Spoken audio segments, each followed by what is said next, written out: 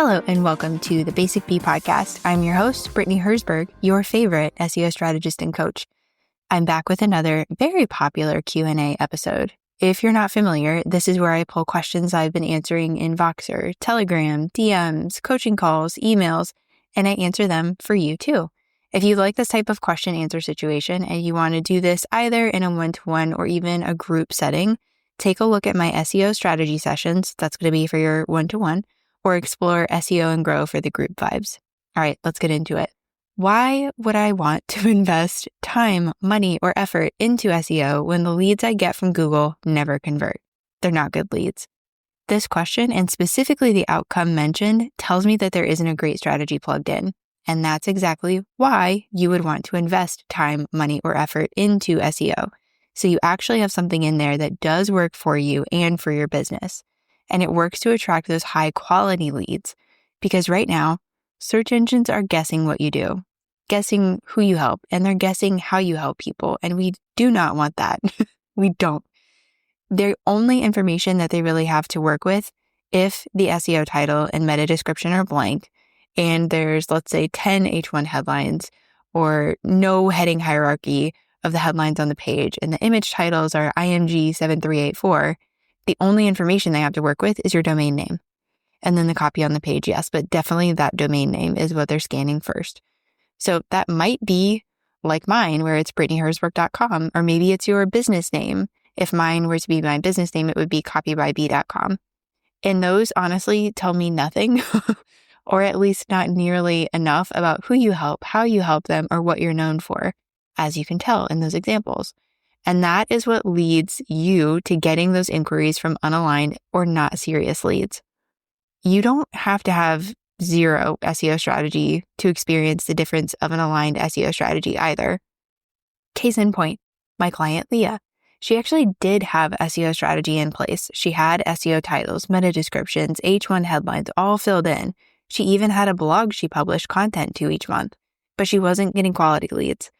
Fast forward to her working with me and implementing a brand new, more aligned SEO strategy. We updated those SEO titles, the meta descriptions, the H1 headlines. And in the 6 weeks after plugging that in, she had 10 new leads straight from Google. Yep, 10 people filled out her inquiry form, like actually filled it out in full, and were legit leads who booked discovery calls kind of thing. And that's exactly what happens when you take the time to answer those 3 questions. Remember, who do you help? How do you help them? And what do you want to be known for? Because those answers enable you to find those solid keywords and then create a strong SEO strategy, one that attracts those high quality warm to hot leads. All right, next up. Why do you keep saying I don't need to put my name in the SEO strategy? I've been getting this a lot in SEO and Grow. And I say this with so much love. Most people are not looking for you by name or your business name. They're searching based on a problem or a need or a desire. There's something they want or want to fix, and they're looking for help. Sometimes they just want free help. Sometimes they are happy to pay for help. And that is the real money, pun totally intended, of having a strong SEO strategy implemented. One that's based on that solid keyword research and that follows best practices. Because when we're doing keyword research after, learning from Brittany, or maybe just even having keywords that Brittany has focused on and found for us, we are confident that these keywords are good keywords. Words that will attract those warm to hot leads, aka the paying type, or at least the serious type. The ones who might be on your email list for a couple years, but they will work with you in some capacity at some point. And you know those people. I know you know those people. This has happened so many times over the years where I've worked with clients. They come in and they just want to pop their name in every single SEO title or meta description. And I get it. It's what they're seeing done either by website designers or copywriters or just other people online, maybe in their space, maybe not. But you got to remember, many of those people either don't understand SEO or they're just replicating something they're seeing someone else do. It's just what we do. It's what you do when you don't know something. You just look to other people. When we stop relying on what we see others doing and we actually start following best practices and using keywords that are good for us, we start seeing things like what's happening in SEO and Grow. They're getting email subscribers, opportunity from social profiles like LinkedIn, and even leads straight from Google searches. All right, question number 3, I think. I don't know, I've lost count. What kind of SEO do you do? I am most interested in being your initial guide into the world of SEO. I'm totally happy living in that on-page SEO, SEO basics, SEO for beginners space. So if you're looking for different types of SEO, you've got the following: on-page SEO, off-site SEO, technical SEO, local SEO, social SEO. There's more too. Okay, but the ones I really don't focus on too much are technical SEO and e-commerce SEO. I focus most heavily on-page SEO, social SEO, and podcast SEO, which sometimes / often include local and off-site SEO. Let me break these down a little bit. On-page SEO is where you are really looking at how you can optimize a page, a main website page, a blog post, stuff like that. Social SEO, that one's a little bit more self-explanatory, but that is where you are optimizing, for example, social profiles, content you're putting on social media for SEO. Podcast SEO, we know, we are here, we are listening to the podcast. We have heard me talk ad nauseum about podcast SEO. Local SEO is where you're really focusing on getting found in a certain area, whether that's a country, state, city. And then offsite SEO kind of touches on some of those other things I was talking about, like social media profiles, directory listings. It's stuff that is, again, self-explanatory with the title, off of your website. I work mostly with service providers, though I have worked with some e-commerce businesses. I work mostly with service providers and entrepreneurs who've been in business at least 5 years, and they typically have been through a pivot or two. No matter if you're under construction, aka a rebrand or a pivot yet again, or you've been wanting to just tighten up any gaps in your marketing strategies, I want your digital footprint to paint an easy to understand, easy to navigate picture for your dreamiest leads, so they have a smooth experience from the get-go, and it makes for an easy yes, because you are clearly the answer they've been searching for. I'm going to let you in on a secret. I don't say yes to every single SEO inquiry I get. Shocker, I know. If I'm not the best person for the job, I'll let you know, and I'll even give you recommendations. But when things are aligned, if you're a service provider, you've been in business for a few years, you're wanting to get more leads, and maybe you've tried SEO before, either on your own or with some other expert, I can work with that. Whether that looks like you learning SEO and doing some of the tasks, or it looks like you saying, no, thank you, I want to hand this entire thing off to you, Brittany, I can help. And if you're not sure if you want to do the doing or if you want to hand it off, we can certainly talk about that on a call. Just fill out the inquiry form on my contact page and we'll get that booked. And I'll make sure that that link is below. That happened with one of the women in my SEO and Grow group. She reached out, thought she wanted done for you website SEO, but as we were talking, I could tell she really wanted to understand and actually learn about SEO. So I suggested she explore the program. She read the sales page, asked a couple questions, and secured her spot. Now we're wrapping up the program, and just this morning, she told me how happy she is that I suggested the program because, and I quote, I think it has helped me become a more savvy business owner and buyer when it comes to knowing what I need for my business. Mission freaking accomplished over here. That just makes me so happy. You and I both know it is time to get SEO off your someday list. You're following the strategies and you're darn good at what you do, but it keeps feeling like you're the best kept secret on the internet. You know you need another way for people to see your site. Social media is just not cutting it. This SEO thing seems to be the ticket, but you're going to need someone to speak your language if this is going to work. In this free 3-day series, you'll learn the SEO system that magnetizes those warm to hot leads, giving you more time and money. Because Google isn't your enemy. It can be your fairy godmother if you know how to talk to it.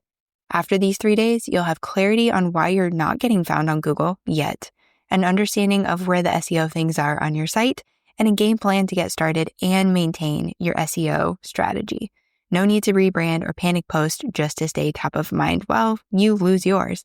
Just a solid SEO strategy that markets for you 24/7 and brings in good leads.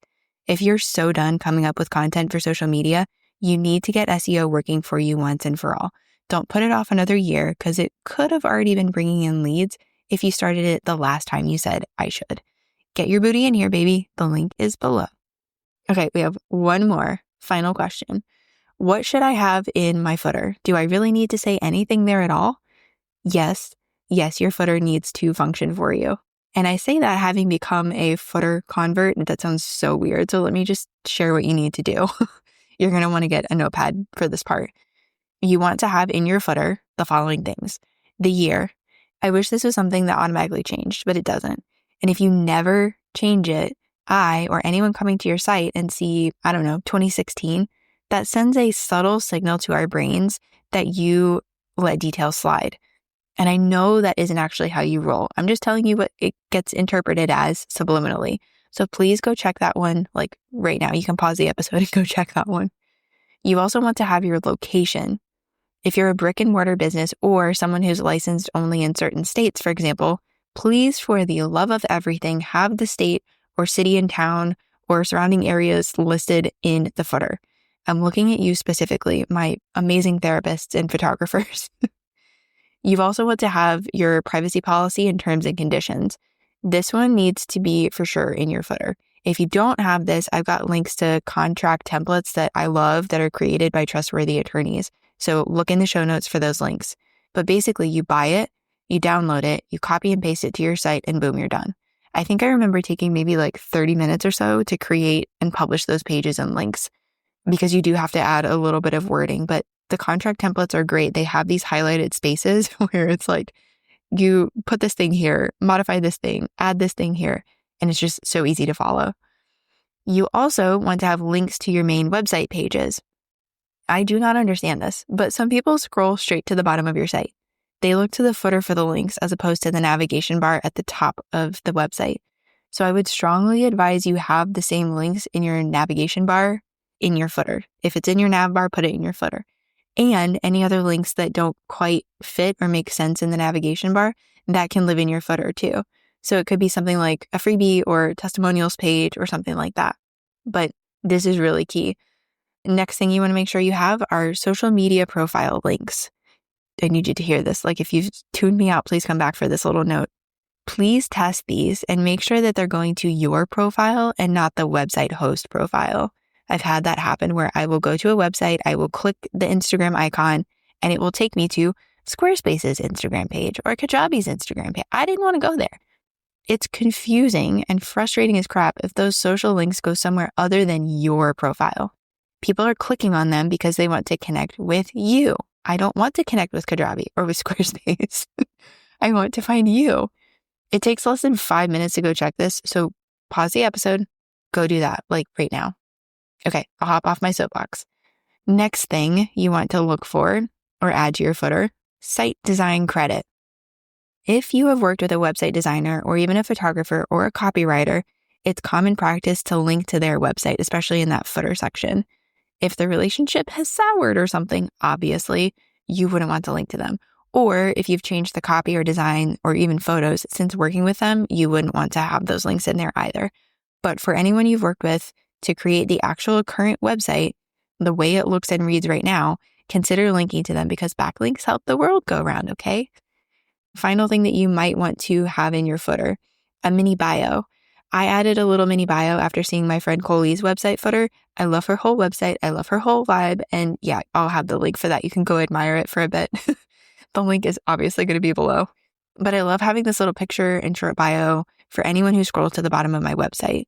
And pro tip, make sure your image has an optimized keyword-rich title. We know we talked about this recently. I will have the link below, but you can also scroll back. I think it's just 1 or 2 episodes and listen to the image optimization episode. And there you have it. Those are some core components of a really solid website footer that probably could have been its own podcast episode. We've had several conversations in SEO and Grow specifically about the footer. It's also come up quite a bit in SEO strategy sessions recently. I too am a website footer convert, like I mentioned, which sounds very weird, but what I mean by that is I used to not pay attention to it at all. I made sure the necessary things were there, but beyond that, I was thinking, who scrolls to the footer? And then I installed a heat map on my website and I discovered that everyone and their grandma clicks to the footer. It's quite possibly one of my favorite things to optimize now. So save this episode, come back to it, and take action on improving your footer. Alrighty, that is all for this Q&A episode. Please let me know if you like this and if you want more episodes like this one. You can either say hi on Instagram or text me using the link in the show notes.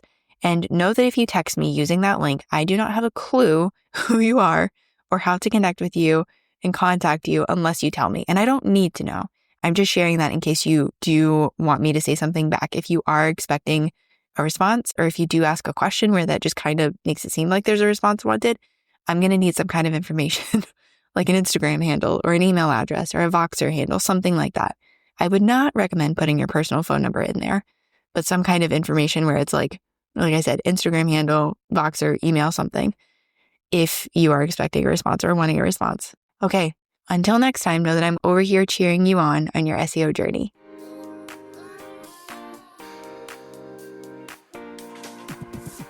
You've heard me talk about it, but how exactly does social proof support SEO? Well, your clients are kind of freaking brilliant because when they share what it's like to work with you or what they were able to achieve or accomplish with your help, they use words that other people are searching for. For real, they'll say things like, I walk away with practical tips to apply SEO to my own business, or all online business owners need to know about your SEO course, or Brittany helps me understand SEO in a real and tangible way. You know what's coming next, right? I need your help to get the Basic Bee podcast reaching more of the right ear holes. When you follow, rate, review, and share the show, that helps me help more entrepreneurs discover and lean into the magic of SEO. As a little extra incentive to write a review, once a month, I'll be selecting one podcast reviewer to receive a free mini SEO audit. You'll help me get discovered, and I'll do the same for you. Check the description for more info.